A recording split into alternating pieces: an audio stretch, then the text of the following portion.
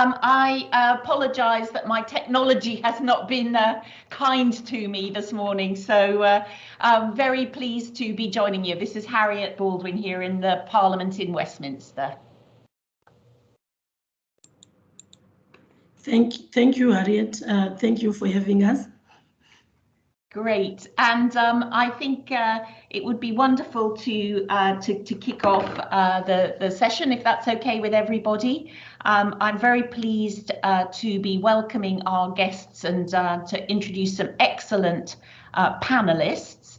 Of course, it's really important that here in the UK Parliament we hear the very strong advocacy that's come through in this Plan International report into adolescents' education during COVID-19 in Sudan. The COVID-19 pandemic has obviously affected every country in the world. It's affected children everywhere in the world, but it has created the worst education crisis in a century.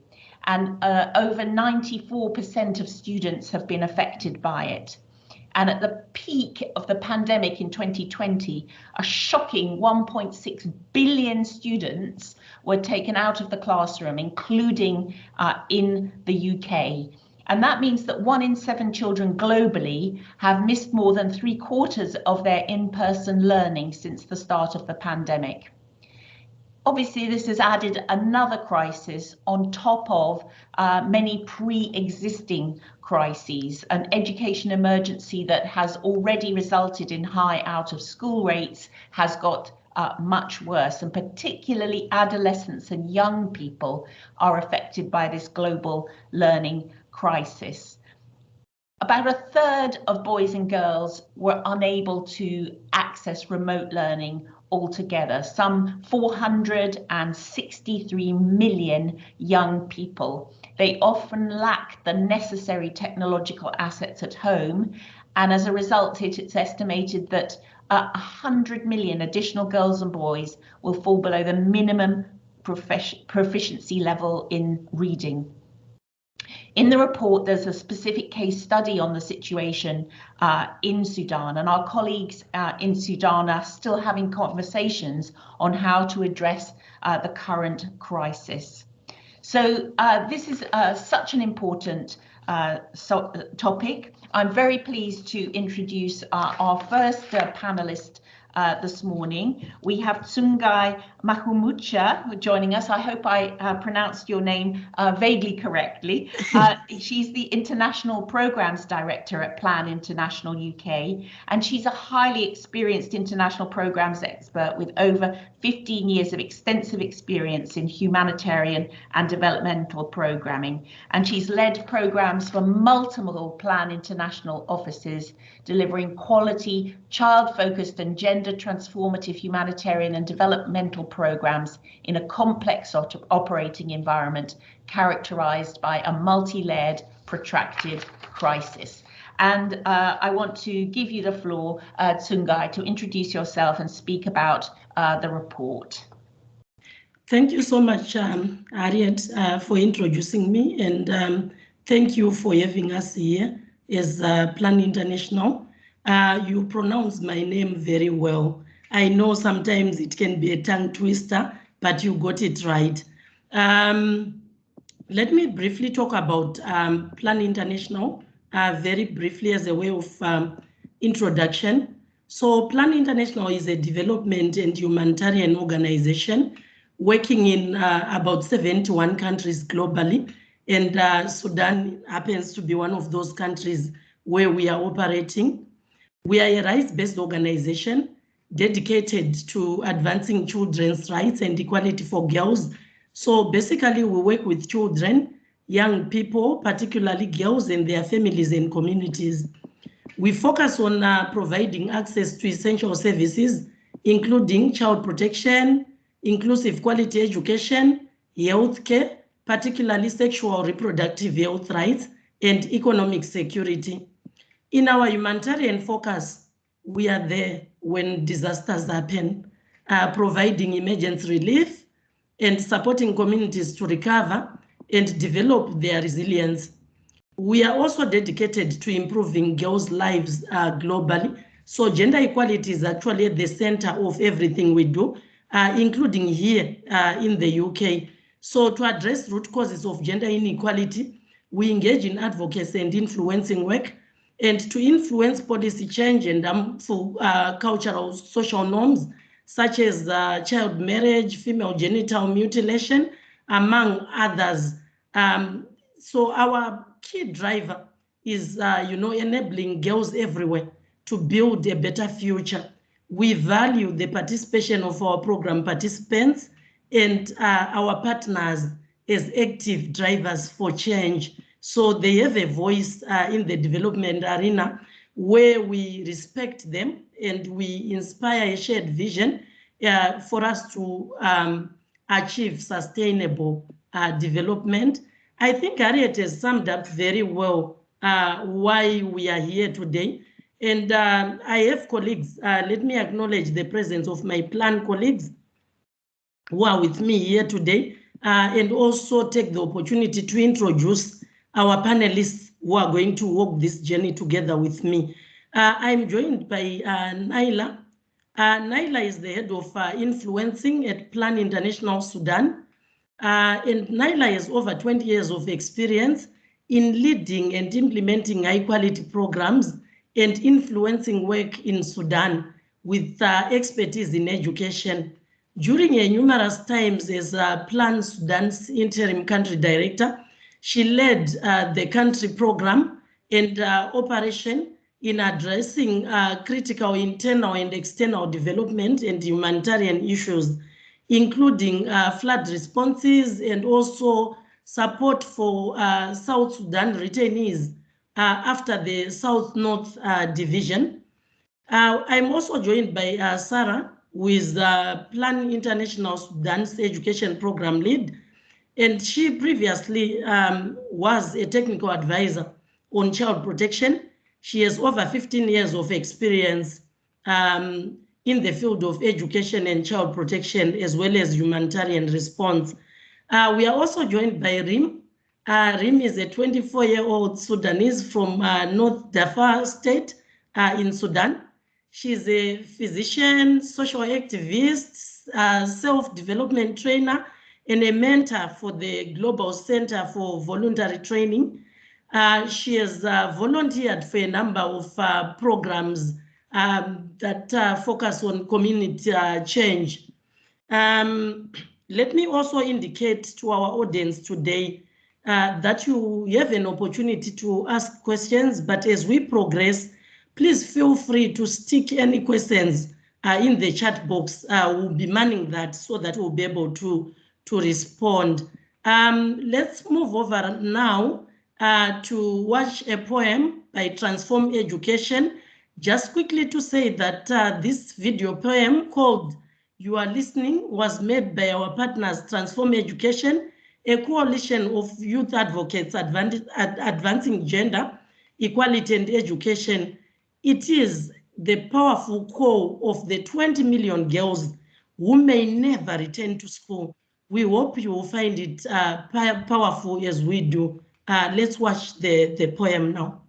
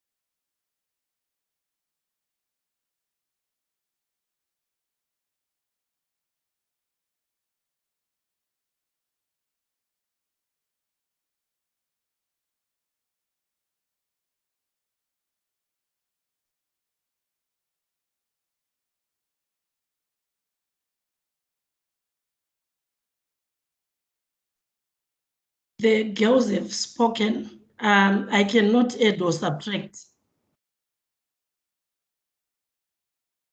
I cannot add or subtract what has been indicated there.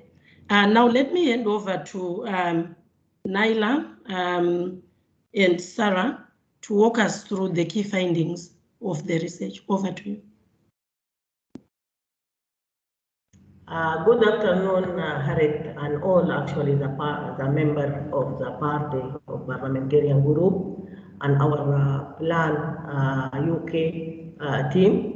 And before even starting the presentation of the finding, I would like really to thank actually Harriet and the Parliamentarian Group to give Sudan actually this opportunity to share what is happening regarding adolescent education during COVID-19 in Sudan. And as you know, education is one of the critical and very important intervention that really contribute to the break of the cycle of poverty, discrimination, inequality, and even breaking the cycle also of the conflict in Sudan and rebuilding, actually restoring the stability in our country and peace and development. As you all know, Sudan, has gone through prolonged, actually, prevailing agony since many years or many decades in the past. And all this actually, it has its shadow on the life of the adolescent, particularly girls, women, and people of Sudan. Despite, the different support actually in Sudan for so many years by many donors and particularly by the UK government, still people in Sudan need actually humanitarian assistance. And actually, since 1922, I think there had been partial conflict. But I think even now in recent years, since 2016 and 2021, actually the number of those actually in need of assistance increased actually from 5.8 million to 13.4 million. And even this may be also increased even now on what is happening in Sudan. And as you know, Sudan has a chronic actually and prolonged economic crisis. And this crisis actually it had been worsened by COVID-19, resulted also in high level of food insecurity, severe curtailed livelihoods, and even contributed also to the political, even instability and what is happening now in Sudan during the last 4 weeks. Instability, I think, is one of the characteristics of Sudan, and violence still remain, in some part of the country. Is more actually obvious, even during the last 3 or 4 weeks regarding the change, the political and instability in Sudan since the 25th of October. Gender equalities also is persisting across the country, despite actually the different effort by different actually stakeholders, including Plan International Sudan. Actually, this restricting actually the opportunities for girls, women, and adolescents actually, and it also increases even the risk of the sexual violence and other type actually of discrimination in the country.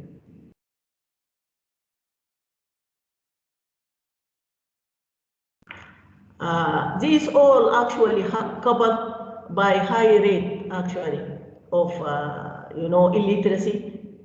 Literacy rate actually for people and for the adolescent age 15 to 24, it is 73%. But even this percent actually it hides within it the discrimination and the disparities when it comes between different states and even within the state between the rural and urban, and also between the stable and the conflict actually related areas.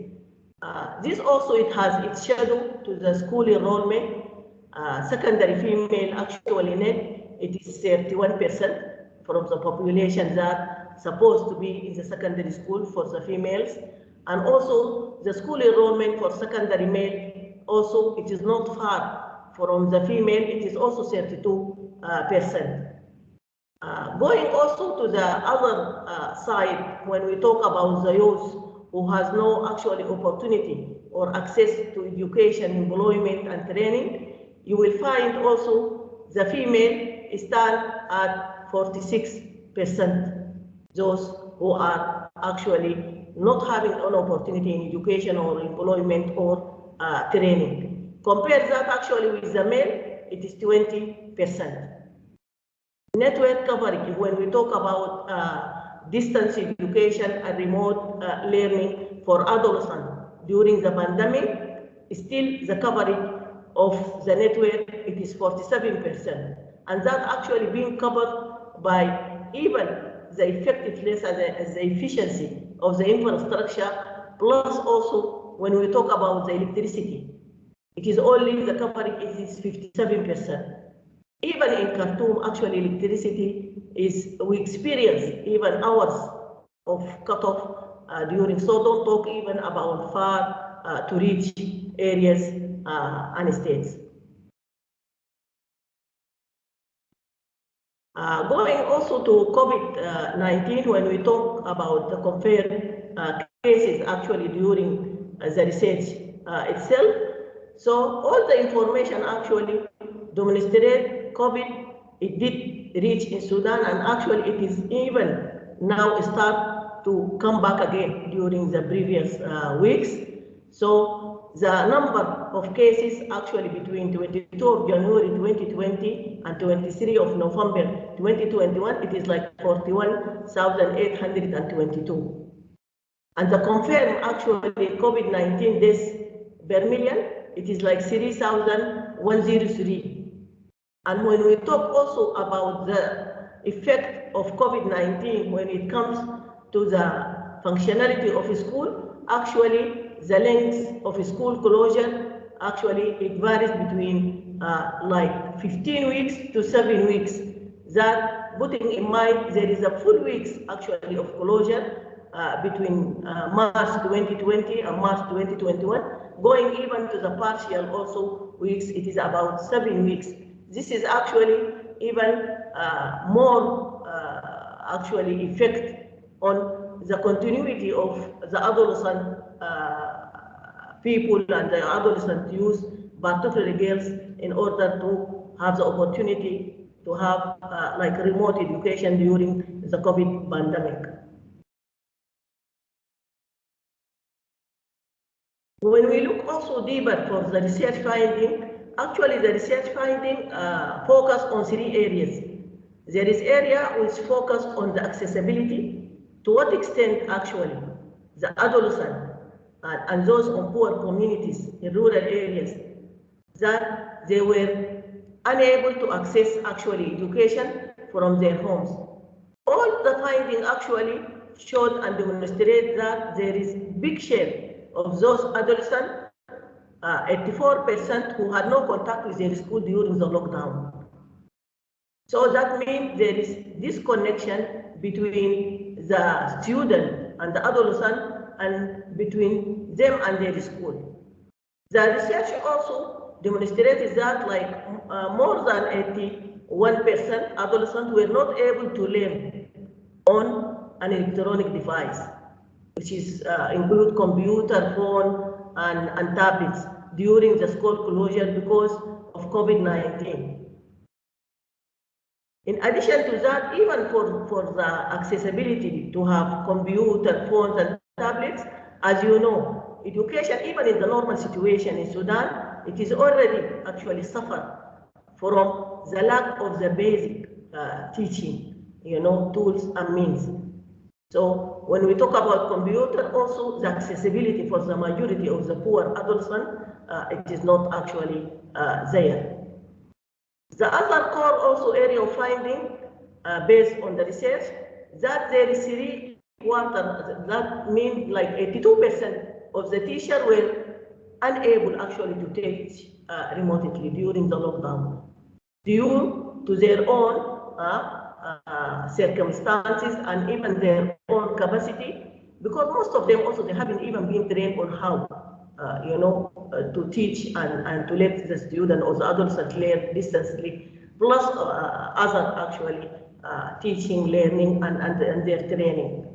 88% also of the teachers responded that fewer students attending online lessons, even when there is opportunity, like for the adolescent to have online actually learning session, that most of them actually they are attending those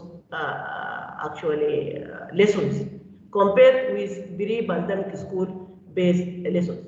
So the pre-pandemic actually, because the adolescents, they used to go to normal learning environment with the school, with the normal and regular actually teaching methods.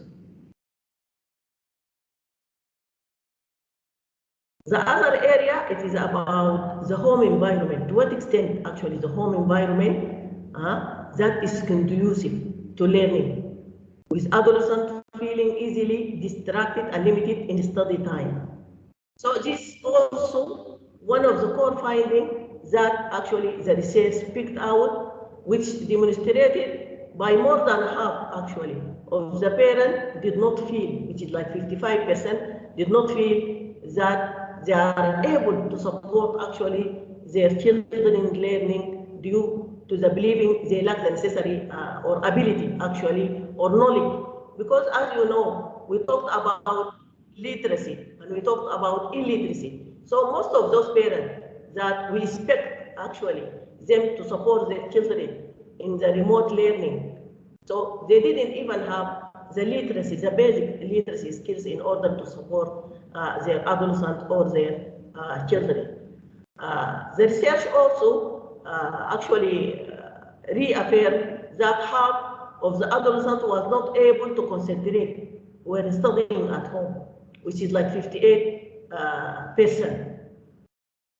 And more than half also, 57%, do not have enough time to study. And this, as you know, for a country that coupled by many economic, crises and by high poverty actually rate, this actually due to the increased unpaid care burden, or their family needs them also to support them in some of the income generating activities. So that is why the adolescents, they don't have the time in order to concentrate even during the opportunity that they are having devices in order to continue their learning during COVID-19 lockdown. I think one also of the major actually impact, of COVID-19 on the adolescent, I think it is the psychosocial impact of the pandemic. Actually, it really affected the mental health and well-being of adolescents. And that actually demonstrated by 4 core findings, which state that 47% actually of responses reporting most concern on academic performance, falling behind, and the impact of this might have on their future. Followed that by isolation, 17%, and the loss of motivation for education. I think this is one of the most important findings. So during the pandemic, as the adolescent being at home for weeks, actually it really affected them psychologically, and also it affects actually their performance, and it affects even their motivation. And also they have concern about their future and how they are going to continue their education. The research also showed that 34% of adolescents reporting enjoying learning from home.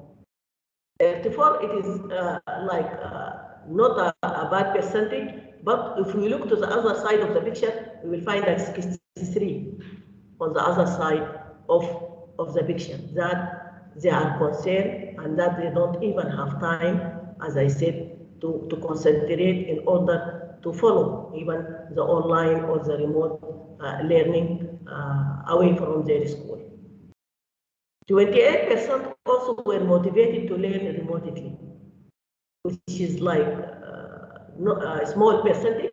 That means the rest, which is like 72%, that they are accumulated to the other above point that they have concern about their academic performance, and also they don't have the time to concentrate in order to continue their learning, and also the adolescent being actually jeopardized by the home work, and also to support their family in some of the income generating activities. Here there is some quotes actually from some of the adolescents. Initially, my siblings were so excited that they were going to stay home and not to go to school. But with weeks passing, they started to forget the poems they were taught, to forget their friend, and became withdrawn. This is one of the adolescent girls who was targeted actually by the research in Khartoum in Sudan. The other actually core finding, which is the research also picked out, it is the impact also of the pandemic, particularly on the girls, that actually they lost many things actually in their school, and they love actually their school. That is why even one also of the adolescent boy shared with us his quote, and he said, the school atmosphere, the students, the teacher, the butterflies, the sound of the bell, and so many things. I love my school very much. So this is also one of those targeted adolescent boy, 19 years old, also in Sudan. The other also critical area is the impact actually of the pandemic on child or adolescent girl marriage. So by the school actually being closed for so long, and most of the students and their families, they don't know when it's going to be open. Most of them, either they get married or they start to think to be married. Also that also they had been influenced also by their families or by their community. And also there is one of the female teachers also who shared actually her concern and her quote. She says that many girls got married, but I have no idea whether they have intention to return to school or not. Girls are impacted negatively the most, because many families talk to them about marriage since schools are closed, and the opening, as I said, date is still unknown. This is one also of the female teacher in White Nile, in Shabasha area, in Sudan. So when we talk about the impact, actually it has critical and negative impact when we talk about learning and the continuity of education, particularly for girls, and also the psychosocial and the mental health that it had on the lives of adolescent boys and girls in Sudan. This actually will aggravate already existing actually situation of education and equalities. Naila, sorry to interject. Yes. You now have 5 minutes to conclude the presentation so that we get into a conversation around this. Yes. So I'm giving you 5 minutes to wrap up the key findings. Thank you. So based actually on the research finding and based on the situation that we have that can support actually adolescent education in Sudan, we really want to take this opportunity to call upon the UK government through this all-party parliamentarian group and with the support of other actually UK government, that to increase targeted financial support to meet the adolescent girls and boys education rights and needs in Sudan. The other core ask actually is strengthening partnership with women also and girls, men and boys, to eliminate the systematic and engendered barriers preventing adolescent girls from accessing quality education. The other also core ask support quality inclusive learning environment, including the well-being and professional development of teacher and learner. Strengthening also the resilience of education system during the pandemic, human and climate-related shocks. So here we are calling really on the support for distance and remote and learner-centered innovative learning. So how we can use this distance opportunity in order to reach those adolescents. Promote also COVID-19 prevention measures, equitable access to wash and safe and effective vaccine. This is really supported actually the reduction and the prevention of the spread of the pandemic in Sudan and I think elsewhere.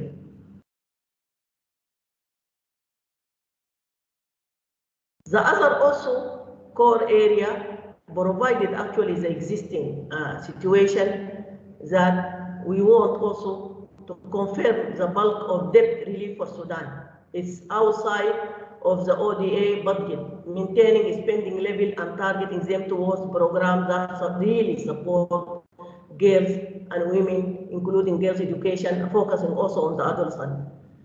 The last one actually provided the current situation, and as you know, stability and peace is very important in order to support adolescent education and to break actually the cycle of poverty and discrimination in Sudan.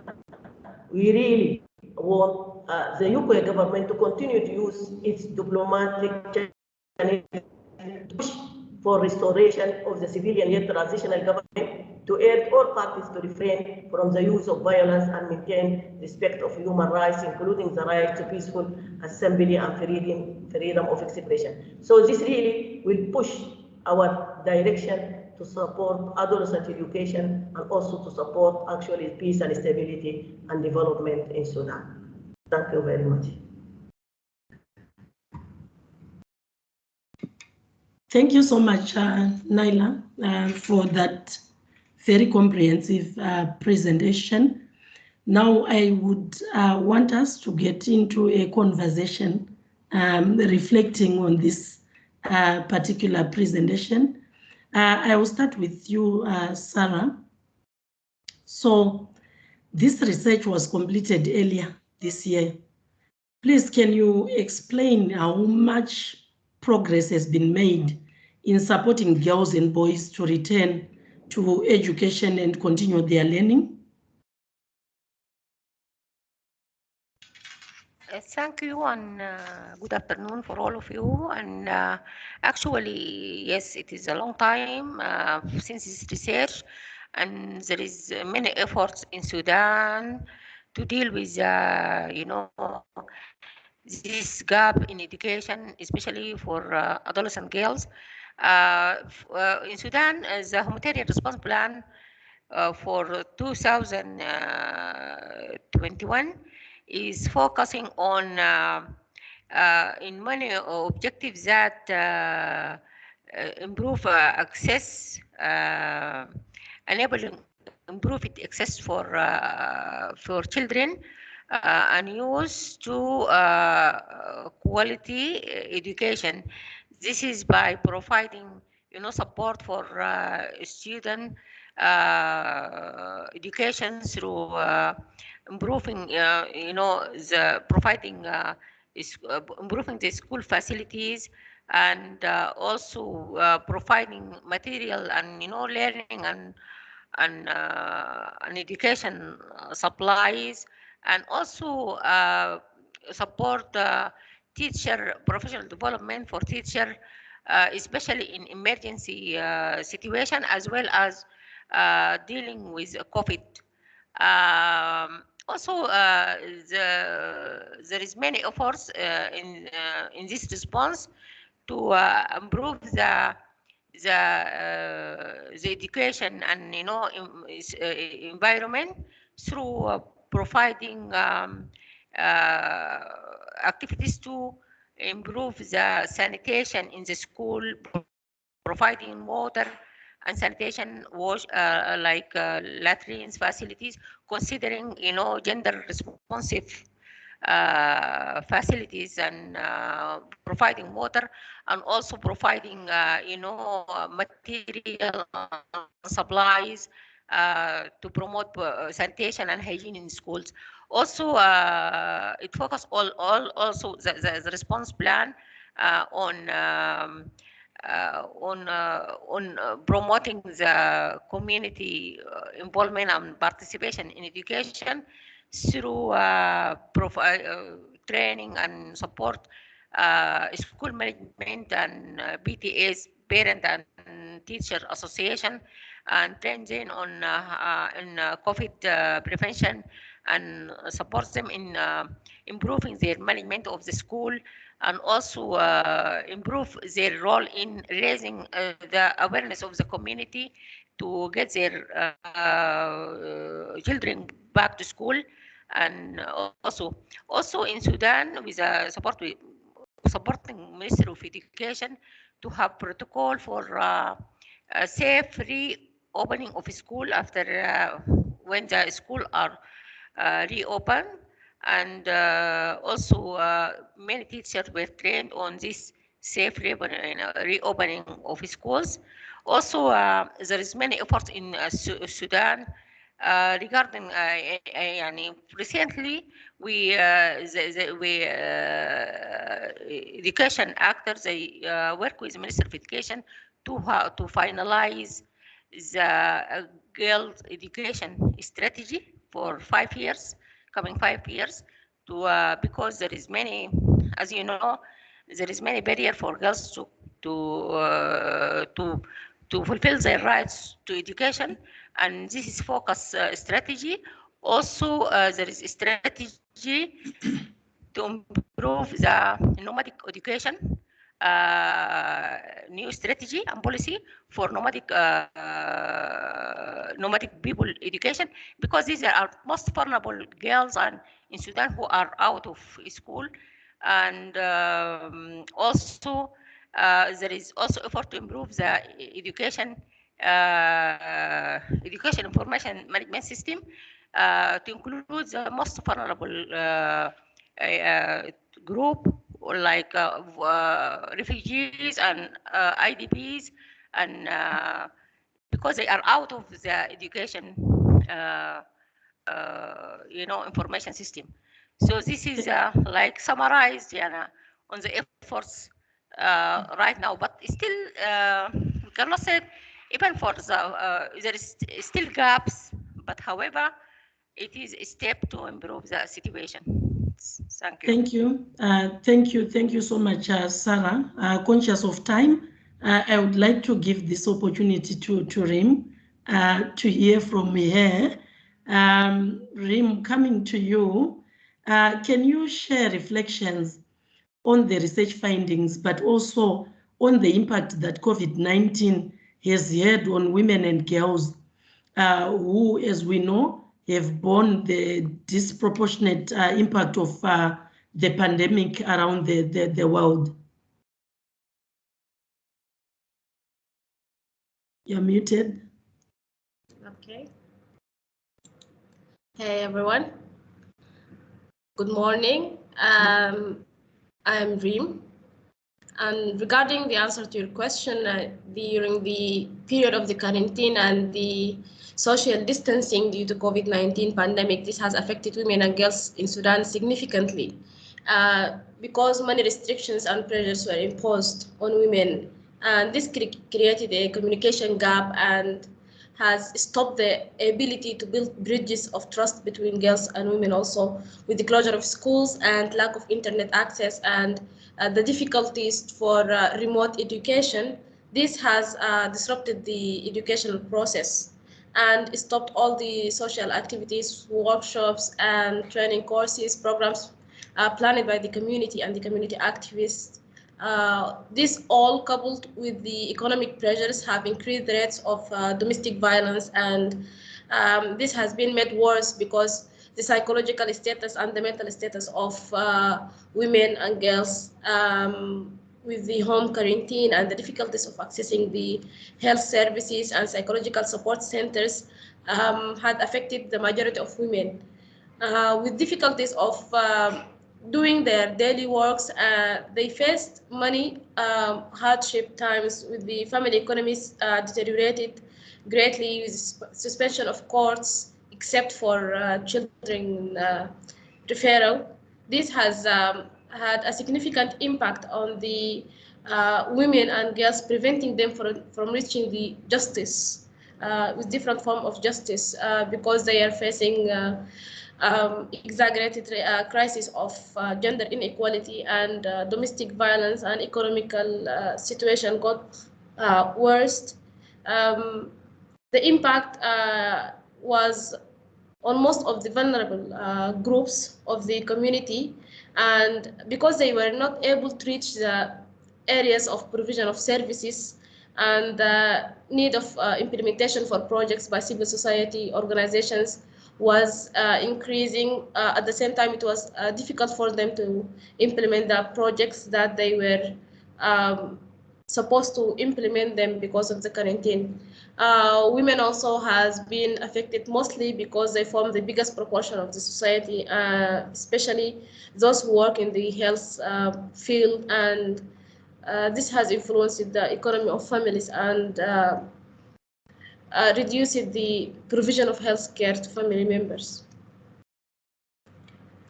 During the pandemic, the girls' education has been affected greatly because there was urgent need for from the government and the civil society organizations and NGOs to try to work together collaboratively to improve the ability to access education, remote education, and even through televisions or radios and so on. But it was not easily to be done because of the lack of resources and the lack of training for the school teachers and for the students themselves. The frustration that the people faced because they cannot access education, they were being withdrawn and stayed at home for a long time, and at the same time, this has increases the rate of harmful traditions and customs directed toward girls.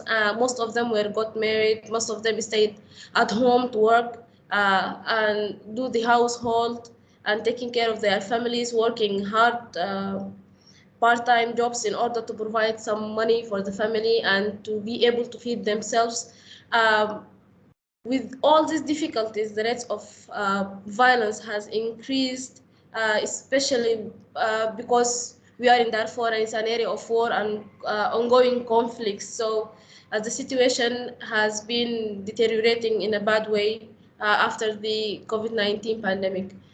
Education before the COVID-19 pandemic was accessible because students used to go to schools, used to go to universities to attend their classes, but after the pandemic it was a little bit hard, and even when we were students at the time of COVID-19, we were unable to go to college for over 7 months, and we didn't have online access for education, and this has actually developed a gap, and many people were frustrated and left schools, left universities, and chose to stay at home or get married or work in other hard jobs in order just to continue their life. So COVID-19 actually has affected the education in Sudan and has affected the women and girls' health in a bad way. Thank you so much. Thank you so much, Rim, for that comprehensive answer. I would like to leave some time for us to open up to questions from other colleagues in the room. In a minute, in just 1 minute, Rim, can you tell me what education meant for you growing up in Sudan? Just in a minute. Okay. So growing up in Sudan, being born and raised in North Darfur in an area of war, education meant to me the power. Because we were unable to reach schools, we were going like on and off periods with the war and with the COVID-19 pandemic. It was a little bit hard for us to continue. So Education means to me, like a girl growing up in Sudan, the power and strength for change, and education is a weapon and a must be, I don't know how to phrase it, but every girl must get her education, because when you educate a girl, you educate a nation. That's all. Thank you. Powerful, powerful, Rim. The power of education to unlock futures, I think, is what she's emphasizing there. Let me open up to colleagues in the room. If you have any questions, comments, please come through before I hand over to Harriet. If there are any questions in the chat, Anna, Naire, please help me to pull those through. But over to you, colleagues. Any questions, comments that you might be having? Just unmute and come through.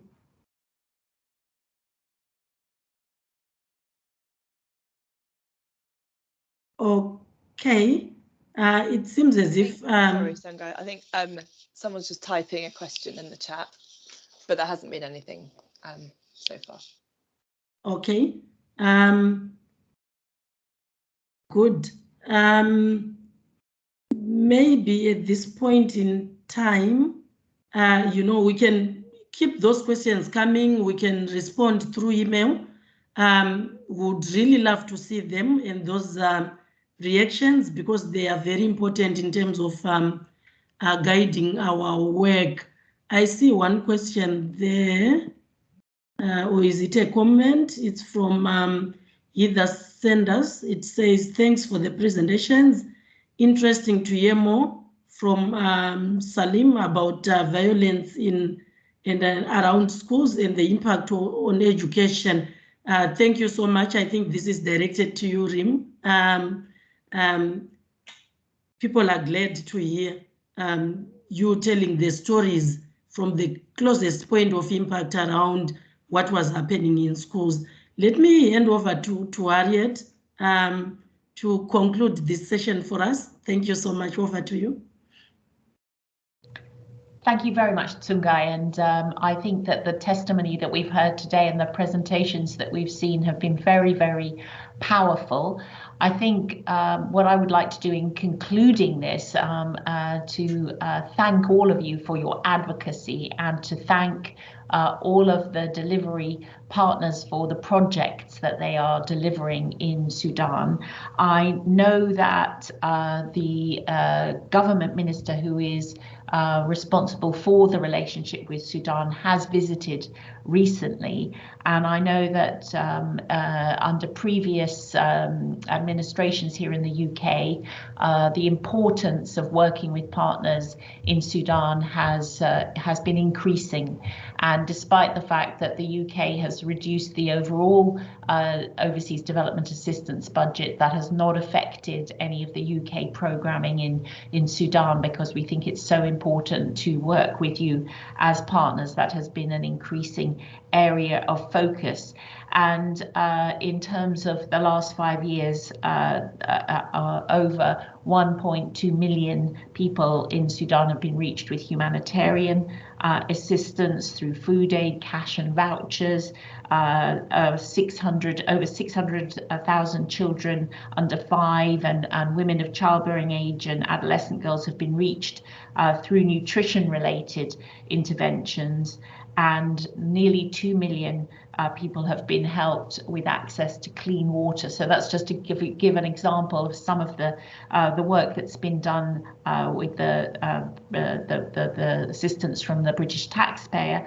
And obviously that works through a number of different organisations like UNICEF in terms of delivery of the projects, and many others besides. And then of course this year we co-hosted with Kenya the replenishment of the Global Partnership for Education, and I know that the Global Partnership for Education has been doing an increasing amount of work in Sudan. So it may not come labelled by the UK, but it often is the UK behind much of the funding for these different types of projects, and it will remain a priority. Our Prime Minister believes very strongly in the importance of education, the importance of every child in the world getting access to 12 years of quality education.